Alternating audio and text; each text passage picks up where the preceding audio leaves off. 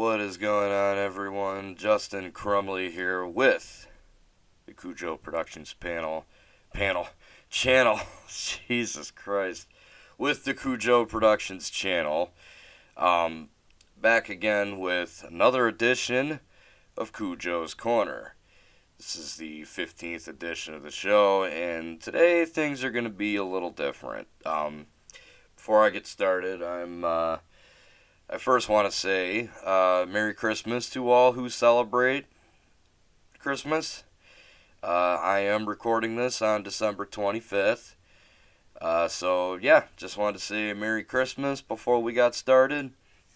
And also, you guys may have noticed from the screen, we're not going to be talking about just sports today. I felt the need to throw something in there, something else, kind of change things up a bit. And, just it's overall kind of change up the flow of the show a little bit. Go back to mix in a little bit of stuff I used to talk about. I kind of just want this podcast to be about anything and, just stuff I'm interested in, stuff I feel like talking about. So I figured, why the hell not? Why not throw in a little review about Spider-Man No Way Home? Now, don't worry, guys. There is not going to be any spoilers. So, but anyway, I'm getting a little bit ahead of myself. So, I do want to, before we get started, I do want to say, as I mentioned, I will not be spoiling anything, any major plot points in the movie. However, that said, I can't promise in the comment section that it'll be safe. So if you have not seen Spider-Man No Way Home, don't go in the comment section below. I'm not going to hold people to the no spoiler section in the comments below. You guys have been warned. I won't be holding anyone commenting to no spoilers. Only because that's where I feel like I need to, I'd like to talk more about the movie itself, and rather than spoil everything on the podcast itself, I'll just kind of keep things vague, give you my quick thoughts, and then we'll talk about some sports. So, other than talking about the movie, I just kind of want to tell you guys, it's going to be a little bit different, going to be talking about a movie, then get back to sports. Also, the last thing I'm going to be talking about will be, this is actually a video that I've been planning to do for a while, but I figured, why the hell not just put it on the podcast. Last thing I'm going to talk about is going to be the top 10 favorite Patriot players. I'm going to talk a little bit about Michigan fans. I'm going to throw a question out there for you guys. Some news about the Tigers, Carlos Correa. We're going to talk about Urban Meyer, kind of go over the failure in Jacksonville. And, and like I said, we're going to end it off with top 10 favorite Patriot players. So, without further ado, let's get started. So, last Saturday, I went and saw the new Spider-Man movie, Spider-Man No Way Home. Anyone that knows me knows I'm a huge fucking Spider-Man fan. You make a Spider-Man movie, I will go see it. I may not automatically like it, but, luckily, this was not one of those times. I love this fucking movie. This movie was, to say the least, it was awesome. My expectations for this movie were pretty high. I've enjoyed the MCU Spider-Man to this point. They weren't without their flaws. I understood the criticisms that everyone else had. Everyone's like, oh, he's like Iron Man Jr., I feel like that criticism was heard by John Watts and maybe some of the writers, and they really buckled down and addressed them. And if you've seen the movie, you probably know what I'm talking about. I think that's the best way I can describe this movie is, as far as the MCU Spider-Man movies go, this one felt the most like a Spider-Man comic book or a Spider-Man story. It was as true to the character as it possibly could get. It also got pretty dark. like, it went to some pretty dark places. Certainly dark places I was not expecting it to go. Which, again, I will not spoil anything. But if you've seen the movie, you probably know what I'm talking about. I thought the way it ended was nothing short of fantastic. It's overall, I think Spider-Man fans, there's absolutely nothing to hate about this movie. If you are an MCU fan or a fan of Spider-Man at all, or really just a fan of movies in general, I can't recommend this movie enough. It's, I know I was a little vague with why I loved it. Just, yeah, overall it was a pretty damn good movie. Like I said, it's not without its flaws, but I feel like it's one of those movies. I'm going to paraphrase here, but Alfred Hitchcock once said that a movie, it was something along the lines of like a film could have so many plot holes that it borders on not making any sense. But if you're fully entrenched, if you're fully invested in what's going on the screen, then the filmmaker, the director, has done their job. Because you're not even thinking about all the obvious plot holes. And there were some plot holes in this movie. One major one, which again I will not spoil. So yeah, I'm probably just going to go ahead and leave it at that. Guys, this was probably, besides Into the Spider-Verse, this might just be my favorite Spider-Man movie that I've seen so far. I never felt like it. There was not 1 minute of this movie where I was looking at my watch going, okay, come on, is this over yet? It's a thrill ride through and through, and I cannot recommend it enough. If you guys would like to talk about it more in the comment section, again, I'm not going to hold you guys to no spoiling. Feel free to go in the comment section. Let's have a conversation about this. I'm curious to know if you guys, what you guys think of the movie. Did you like it? Did you hate it? Did you dislike it? Is it just another movie to you? Whatever your thoughts are, your opinions, throw them in the comment section below. And with all that said, we're going to go ahead and move on to some sports. So we're getting closer and closer the first round of the college football playoffs, and obviously Michigan is in this year. They're playing Georgia. This is obvious at this point. We all know this. As it stands right now, Georgia, I believe they are like 8.5-point favorites, at least last I heard.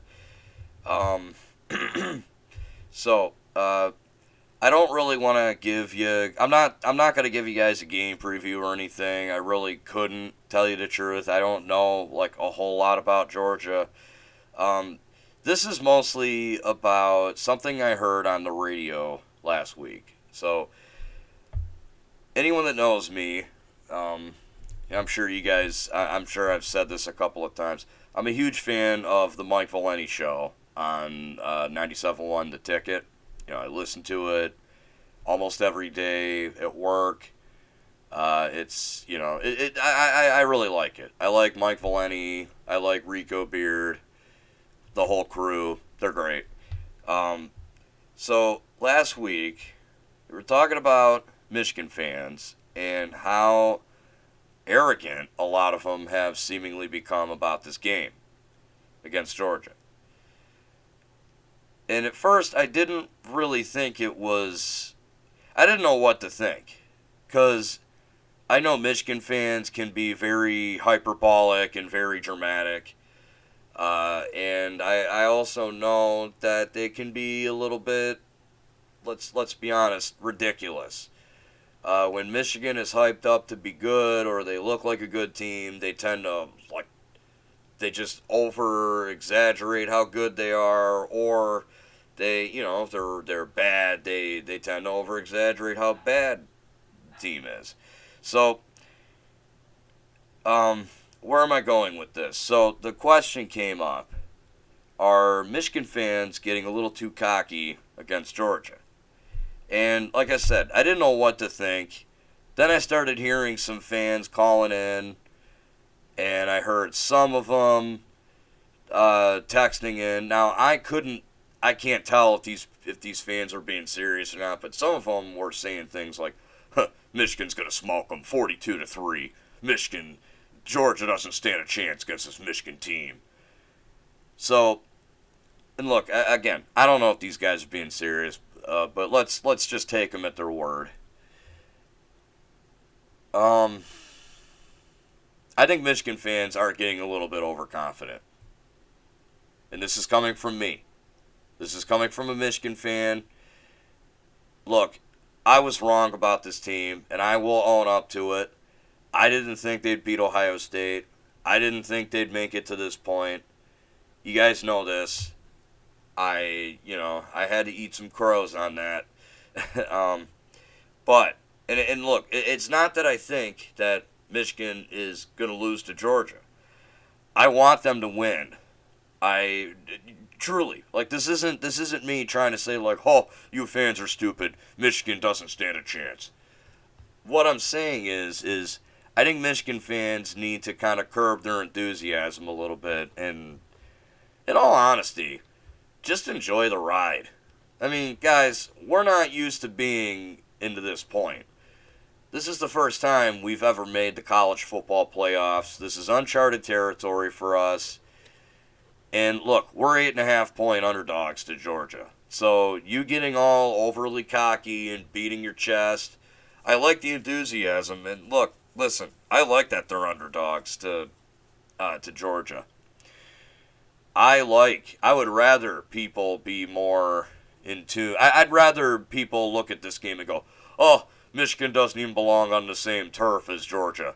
I want that because that would motivate this Michigan team to play even harder and play better.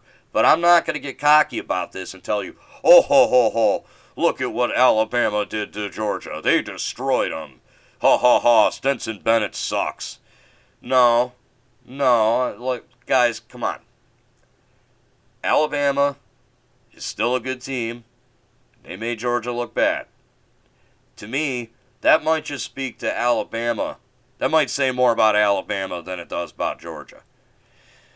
Now, again, I don't get it twisted. I don't want anyone to think I'm saying, oh, Michigan's going to lose. But if they do, like, I just feel like if you're one of these fans and you're out there and you're saying, oh, Michigan's too good. Georgia sucks. Michigan's going to smoke them. And then they go out and lose. You're going to be more angry. You're going to be more disappointed. You're not even going to... You're going to totally forget the fact that we broke the expectations already just by being to this point. Guys, nobody had us getting to the college football playoffs. And look, I'm not going to be a hypocrite about this. I didn't either. I didn't think they'd get to this point. I didn't think they'd get this far. Nobody did. I remember seeing something like the media, a lot of people in the media had them finishing like 4th in the Big Ten East. I mean, insane. So, now again, I'm not saying that they can't beat Georgia or that they won't. I'd love nothing more than to beat Georgia. Hell, if they beat Georgia and they just make it to the national championship, shit, I would be more than happy. They could lose to Alabama. Screw it. They punched their ticket. They're playing for a national title. Just by making it to the playoffs, they can literally go to any recruits now and say, hey, we're national. Think about it like this, guys. Jim Harbaugh can go to recruits and say, we're national title contenders. We're national championship contenders. He can. He made the playoffs this year. Now he has to build on it. That's one way that he can. Michigan was number 9 in recruiting. I think they ended up with the number 9 class. I think they won. I don't know where they placed in the Big Ten. I know Ohio State placed ahead of them, but I don't remember exactly where they placed in the Big Ten. But I know overall, nationally, they were number 9, which is pretty good. They also flipped a couple of guys. They flipped, I think, like a 3-star receiver from Notre Dame and a 4-star safety from Clemson. So, really, just good stuff. Good stuff. I think this team's got a pretty bright future. And, look, it all starts here. If they lose to Georgia, I will not come on here and call for Harbaugh's job. I'll come on here and tell you, guys, I couldn't be happier with Jim Harbaugh right now. And again, this is coming from me. This is coming from the guy who absolutely embarrassed himself by making a video that blew up about why he should lose his job. Made a complete fool of myself. But again, I'll own up to it. And I'm going to tell you guys right now, I think Michigan not only should retain him, Harbaugh might be able to get a raise. Who knows? But the overall point is just by even playing in the college football playoffs, I think you guys, you're sure, you're moving the goalposts, you're moving the expectations, that's great, but look, if they lose, I don't think you should be angry about it. I think we should all just be happy that they even made it to this point. Because again, I don't think anyone had us making it to the playoffs. So, the final thing I'll say about this is, yes, I do want them to beat Georgia. I don't know who's going to win the game. I really don't. I don't know enough about Georgia to speculate at all on how the game's going to go. I know they got a nasty defensive line, and that's going to be tough for Michigan because they're a run-first team. But we'll see. They've made it work all year. The only game they lost was a hard-fought game against Michigan State. So, we'll see. I think it's going to be a hell of a game. And if Michigan can just hang with Georgia and they barely squeak by, I'd be happy with that. If they barely lose, fine. So, to wrap it up, I think if you are one of those Michigan fans that thinks, oh, they're going to smoke Georgia, they're going to eat good, I think you need to curb your enthusiasm a little bit and just kind of enjoy the ride.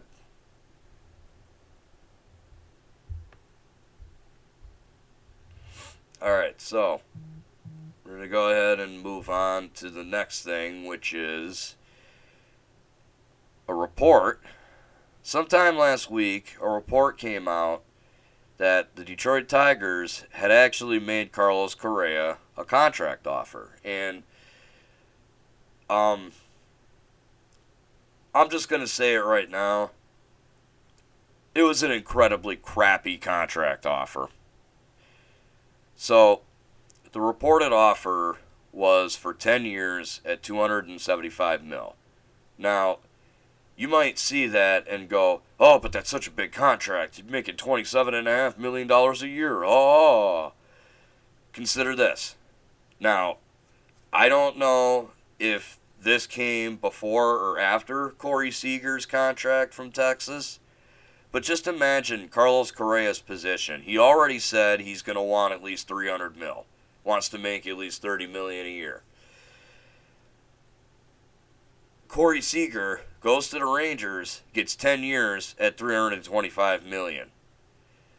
Corey Seager is not Carlos Correa. Not on the talent level. It's certainly not on the age. So, what a sucker would Carlos Correa look like if he took that 10-year, $275 million offer, and then Corey Seager, like let's say this happened before Corey Seager got that contract. Correa would look like a sucker because he took a heavy pay cut to play for a team that is, let's face it, not in a position for a World Series run. Sorry, hate to say it, but the Tigers are not one of those teams. They can be, but they're just not right now. So Correa was not going to take a pay cut to play for the Tigers, even if A.J. Hinch was the manager. It just wasn't going to happen. This was one of those things Chris Hillard was going to have to dig deep, open up that checkbook a little bit, and spend some money. And they can. The Tigers' payroll, before they signed Javier Baez, was something like $85 to $90 million. That's not even close to the league average. And not to mention, think about teams like the Dodgers, the Yankees, and the Red Sox. What is the one thing these three teams have in common? They spend a lot of money, and they're usually pretty competitive. Look, I know people don't want to sign a guy to a 10-year contract. I get that, because the last time we did it, it was Miguel Cabrera. You need to also realize something about that. He was in his 30s when we signed him to that deal. So that was already an ugly deal to begin with. Correa's only, 27? So, yeah. So, again, back to comparing it to Seager.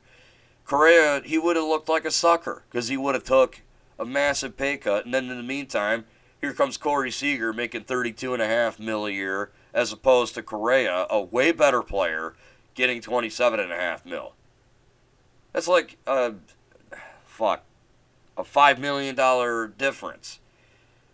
I mean, come on. You're telling me the Tigers couldn't reach in their pockets and pay Carlos Correa an extra $5 million? Give me a break. And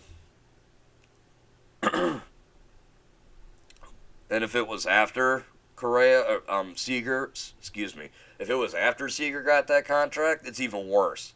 Because that would pretty much show that Chris Hillard is a cheap ass. The guy is not going to spend money. He already said, oh, we're not going to spend money like a drunken... I'm sorry, that was Al Avila that said, we're not going to look to spend like a drunken sailor.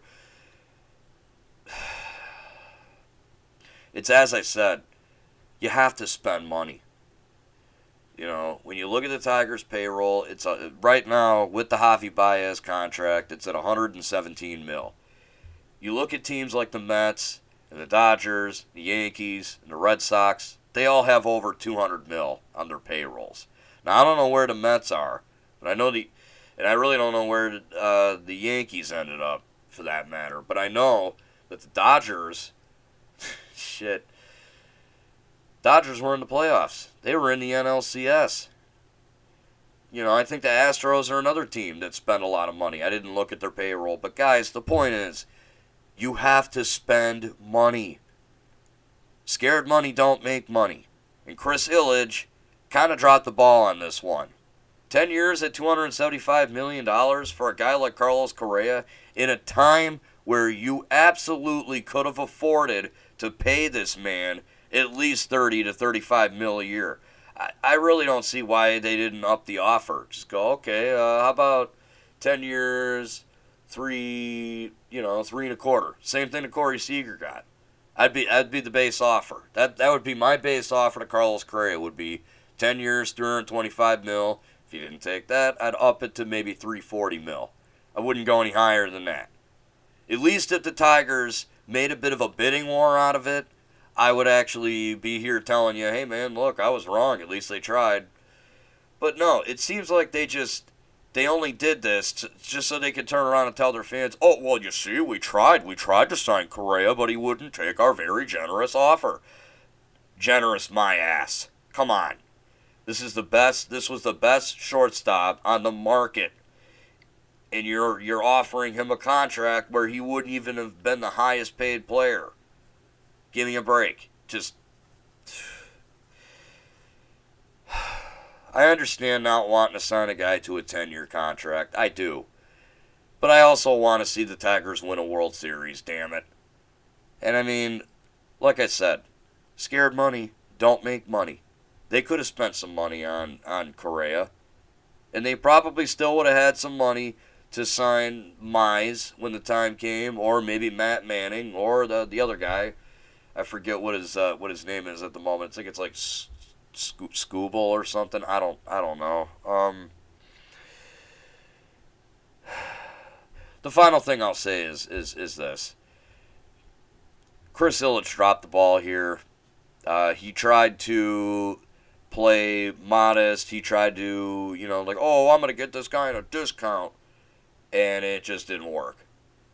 Because, again, Tigers are not a World Series contender, and you're not going to be able to get guys to come on a discount. Even if their old manager is the current manager. The only thing I can hope from this is that I'm wrong, and that Javi Baez does work out, but I'm not holding my breath. Either way you slice it, in the scenario I set up, whether it was before Corey Seager got his contract or after, I think either way this just shows Chris Hillard, is the exact opposite of his dad. He's a cheap ass, and I think he blew it on this one.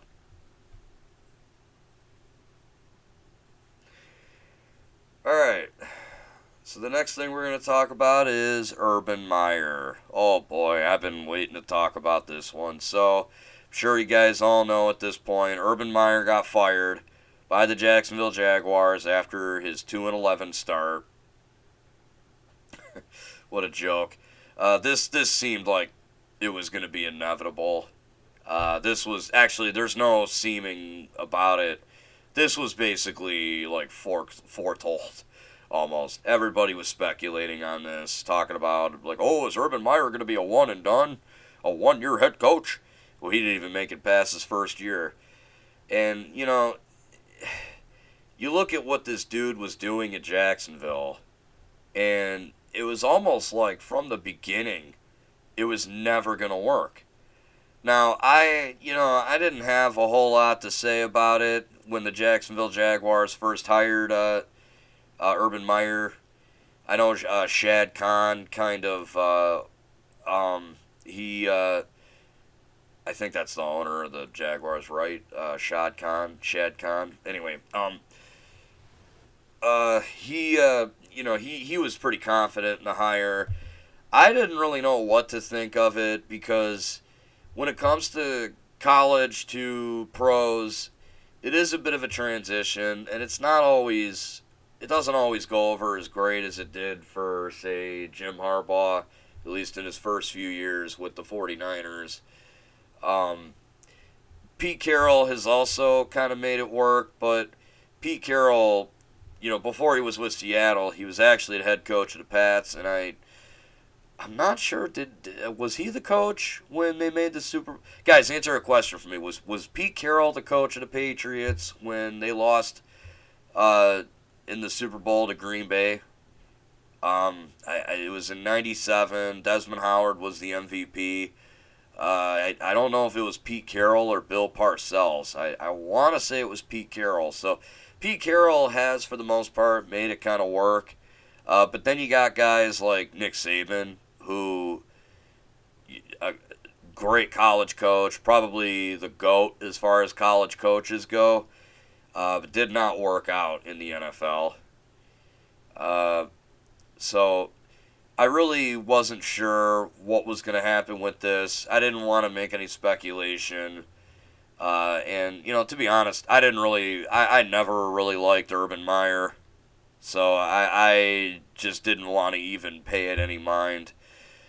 But to say that his time with Jacksonville was a complete failure and a total stain on... I think it is a stain on his legacy. To say all that would be, in my opinion, an understatement. It all started when he hired Chris Doyle, who was accused of being racist and had faced many accusations of saying racial slurs and saying racist shit to his players when he was a coach at Iowa. I believe he was like a strength coach or something like that. But, yeah, not a good start.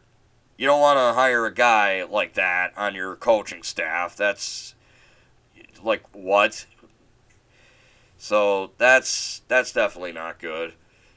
He signed Tim Tebow as a tight end, guy who hasn't played football and I don't even remember how long. It's been some years for Tebow, and he signed him to a position that he had never played in his life. So, again, just why? What are you doing? And, of course, it went about as well as trying to start a car with a dead battery, and Tim Tebow got released. So, yeah, that went nowhere. He went and got some practice in for his upcoming job as a proctologist at a nightclub in Cleveland after they lost a game to the Browns.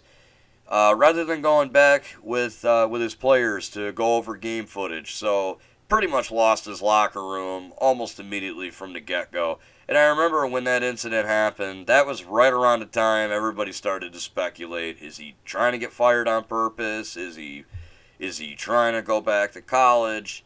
Who knows? I'll get to that in just a second. He allegedly treated his players like absolute shit, including fighting with Marvin Jones, James Robinson. Oh, and he also kicked Josh Lambo, the kicker. Pretty much told him, like, I'll kick you whenever the fuck I want. Make your damn kicks, whatever. And that really was, like, the final straw. But one more thing I want to point out was that he challenged his coaches and made them defend their resumes.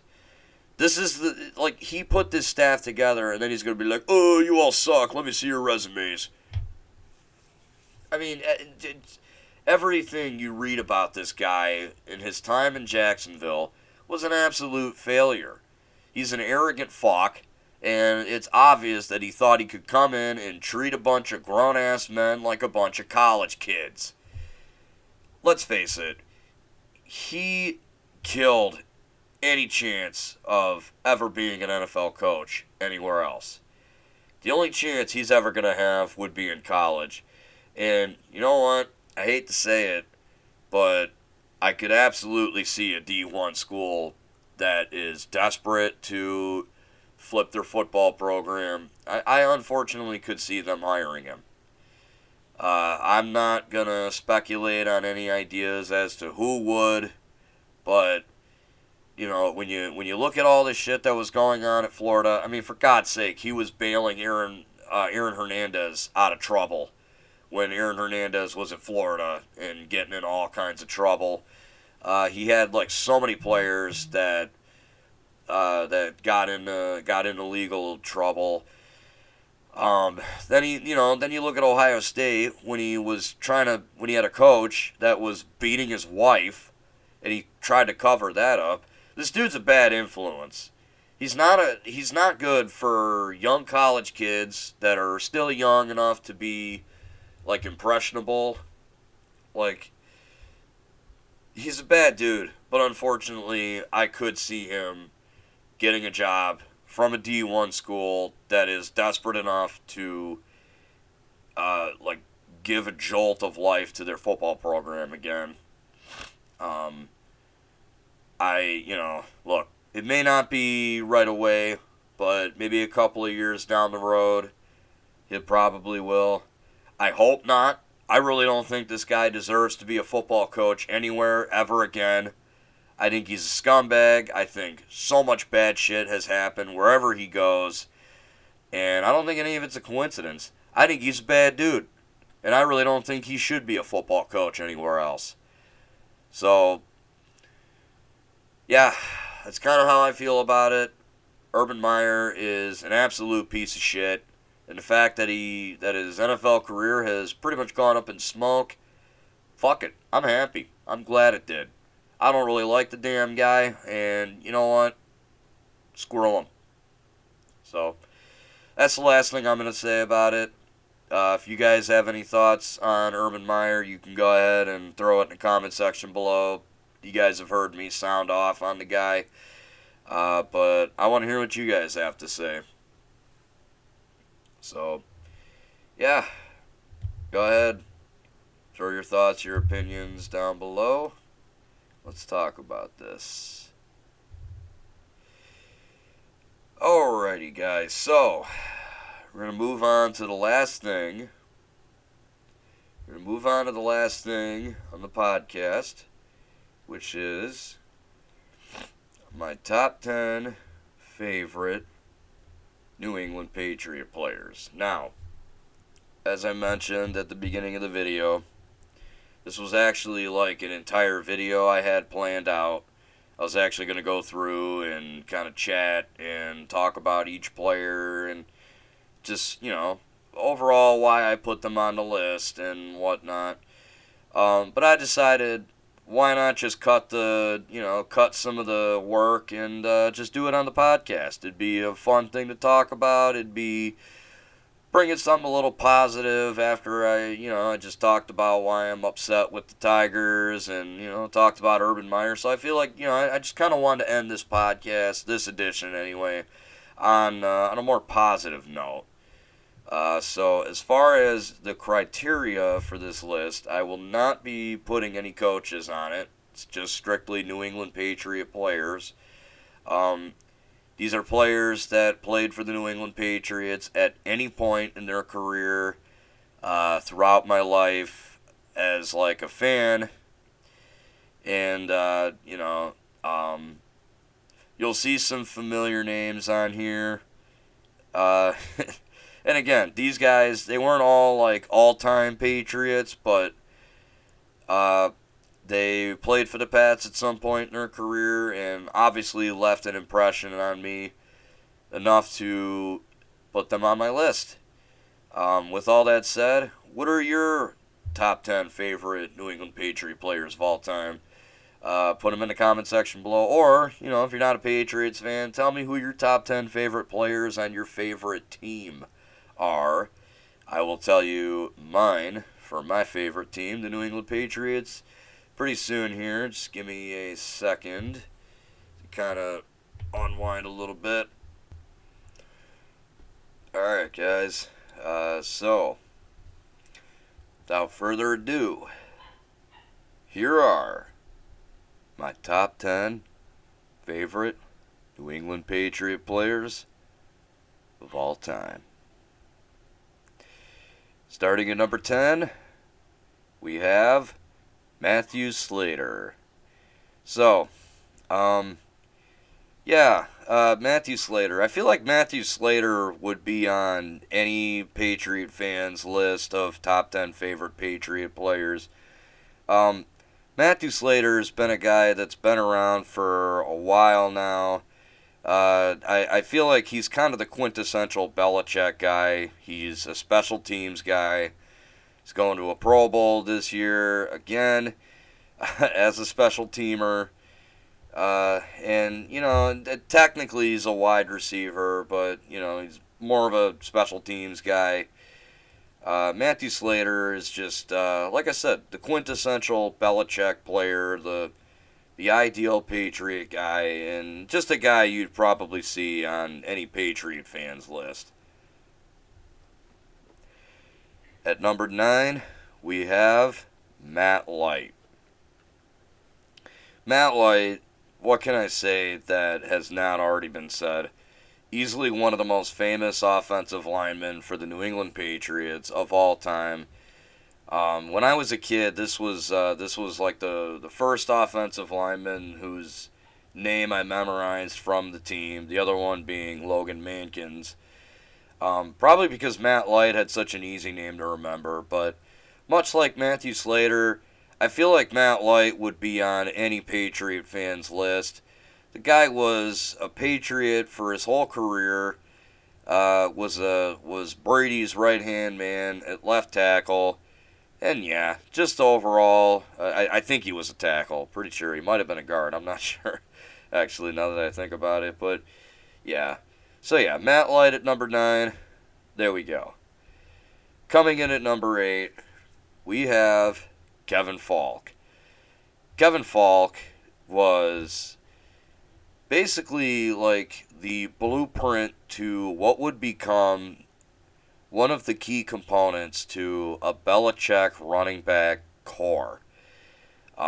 Kevin Faulk was a guy that could block and could go out for a pass in the slot. He had good hands, and overall, wasn't like an all-down running back. Wasn't a downhill runner or anything. He had good hands. He could block decently, and then after he left, you look at guys that came after, guys like Danny Woodhead and Shane Vereen, all the way up to James White and even J.J. Taylor. So Kevin Faulk, in a way, kind of paved the way for guys like that.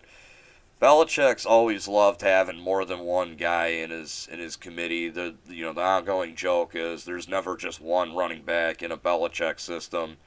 Belichick usually has like 3 or 4 running backs, and one of them is typically a pass-catching running back.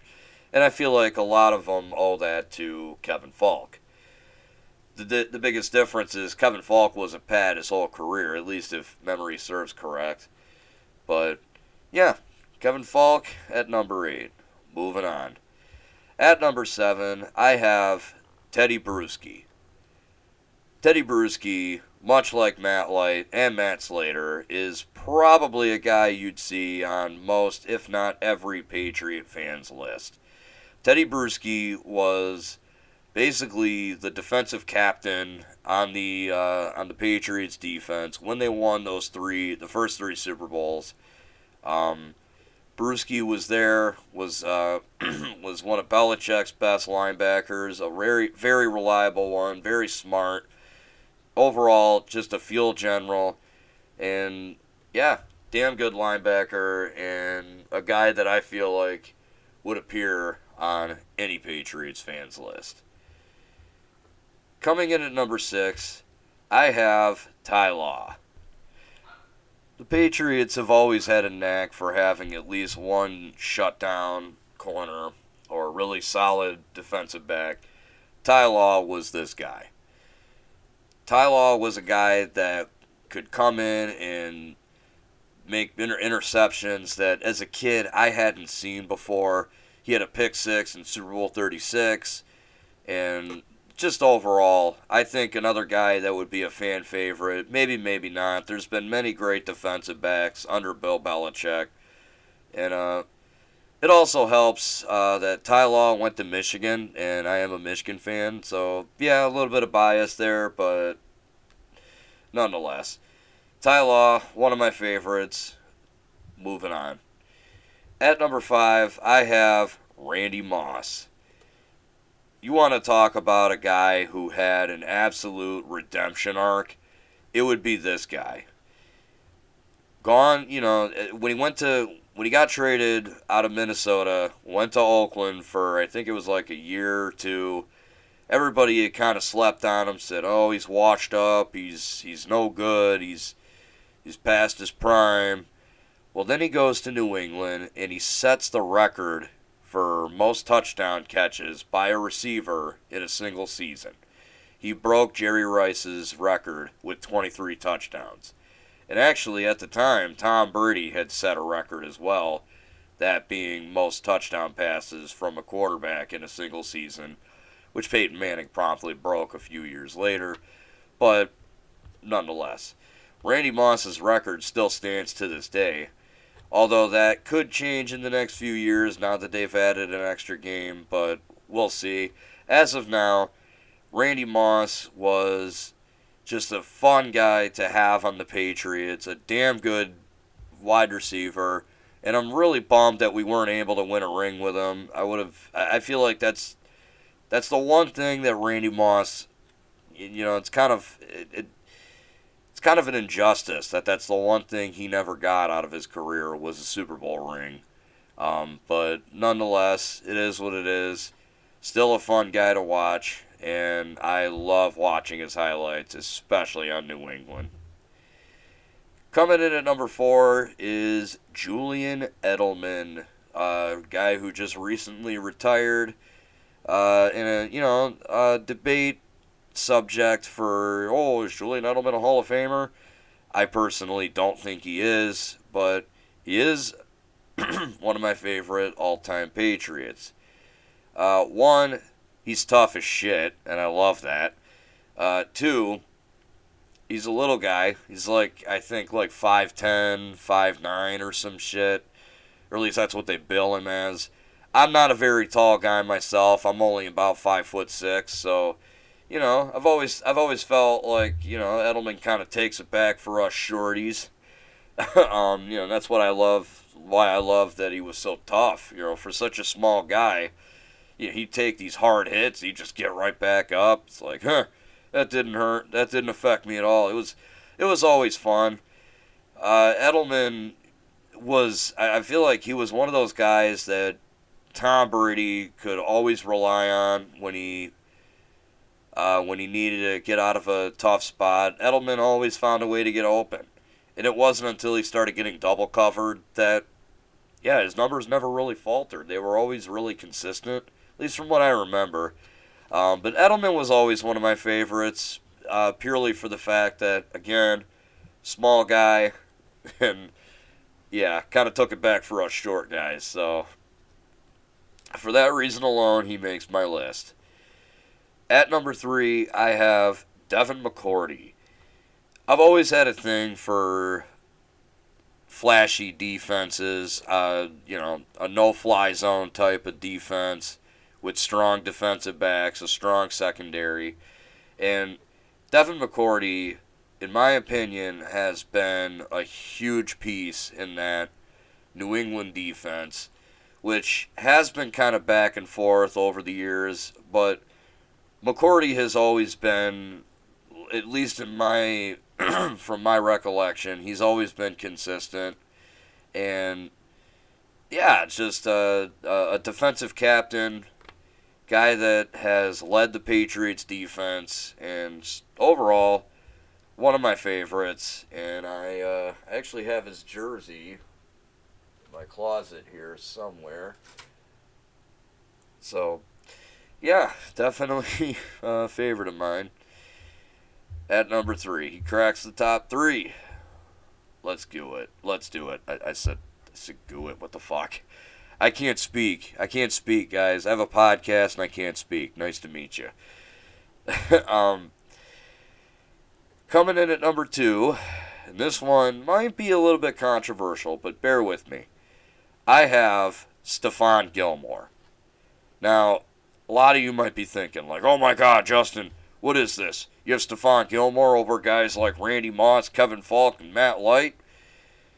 Yeah, it's as I said. I've always liked flashy, no-fly zone type defenses, and wasn't that long ago, it was about a few years back, Stephan Gilmore embodied that perfectly. Everything from his game-winning interception in Super Bowl 53 against the Rams to the year after that where he was the Defensive Player of the Year. He led the league in picks. So, yeah, Stephan Gilmore was always one of my favorites, even before he was a Pat. I liked him when he was a Bill. He was always one of my favorite kind of corners, a more physical corner that can kind of hang with a receiver and knock the ball out of his hands. Guy that's going to be physical and keep up with a receiver. A very good man-to-man corner. I always kept trying to get a jersey, a Stephan Gilmore jersey, but I unfortunately couldn't get my hands on one. However, I did get a t-shirt that was printed like a jersey. I got one of those t-shirts off NFLshop.com of Stephan Gilmore. And, I was a little bit, I was pretty bummed when they traded him to the Carolina Panthers, but I understood why they did it. It was obvious that both sides weren't gonna come to a contract, so I think it was just a better route to go to trade him. So I was bummed, but I kind of knew it was coming. So before I get to number 1, I'll do a quick recap for you guys. Number 10, Matthew Slater. Number 9, Matt Light. Number 8, Kevin Faulk. Number 7, Teddy Bruschi. Number 6, Ty Law. Number 5, Randy Moss. Number 4, Julian Edelman. Number 3, Devin McCourty. And number 2, Stephan Gilmore. And coming in at number 1, and this is going to be surprising to everyone out there. I guarantee you no one's going to see this coming. You're all going to be like, oh my god, what? That guy's number 1? What? My number 1 all-time favorite Patriots player is Tom Brady. I know. You guys are surprised. You're so surprised right now. You're so surprised. You're stunned. You can't even type in the comment section. What? Okay, all jokes aside, Tom Brady, this one should have been obvious. I've said before in that short film I posted a while back that Tom Brady is my idol. He's one of my idols. And he still is. Even though he's not a Patriot anymore. I still love Brady.